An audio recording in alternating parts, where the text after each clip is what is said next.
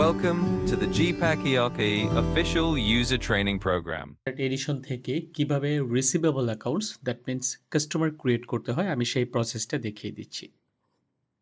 আমি sales module থেকে প্রথমে accounts receivable like accounts receivable অথবা আপনি কাস্টমারও বলতে পারেন বিকজ অফ অ্যাকাউন্টিংয়ের ভাষায় receivable accounts all of customers.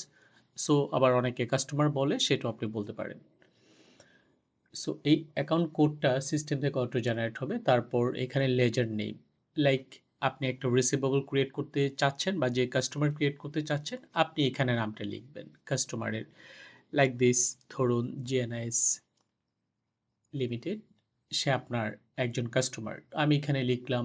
তারপর তার অ্যাড্রেস, সো আপনি এখানে তার অ্যাড্রেসটা লিখতে পারেন লাইক মেরুল বাড্ডা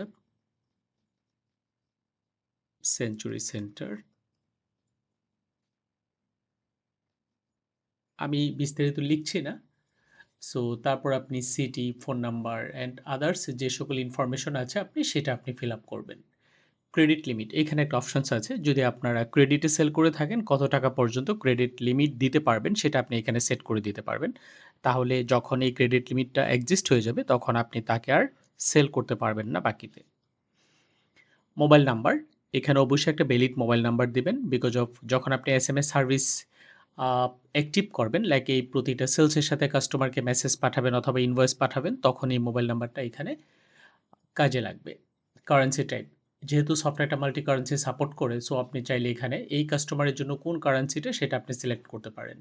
আর বেসিক্যালি যদি লোকাল হয় তার মানে আপনার বেস কারেন্সি, যদি বাংলাদেশি বিজনেস হয় তাহলে সাধারণত আপনার কারেন্সি হবে বিডিটি, দ্যাট মিন্স আপনার লোকাল। আর লোকাল মানে হলো ওই দেশের কারেন্সি। ইমেল, একটা valid email address because of আপনি যদি ইনভয়েস এই কাস্টমারের অল অফ সেলস ইনভয়েসগুলো যদি আপনি মেলে পাঠাতে চান তাহলে এখানে একটা ভ্যালিড ইমেল আইডি ব্যবহার করবেন।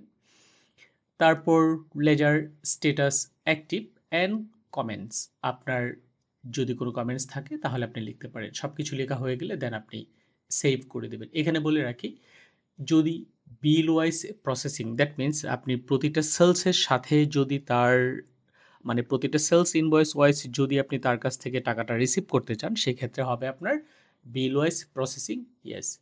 তাকে যদি এসএমএস নোটিফিকেশন পাঠাতে চান সেক্ষেত্রে আপনি এই বাটন থেকে এটাকে অবশ্যই ইয়েস করে নিতে হবে। তাহলে আপনার অল অফ ইনফরমেশনগুলো দেওয়া হয়ে যাওয়ার পরে আপনি সেভ বাটনে ক্লিক করবেন। যেহেতু এখানে মোবাইল নাম্বার এমটি দেওয়া যাবে না, যেই ম্যান্ডেটরি ফিল্ডগুলো, এবং আপনার ইমেল অ্যাড্রেসটাও এখানে ম্যান্ডেটরি রাখা হয়েছে। সো আমি মোবাইল নাম্বার দিচ্ছি, তারপর আমি একটি ইমেল অ্যাড্রেস দিচ্ছি,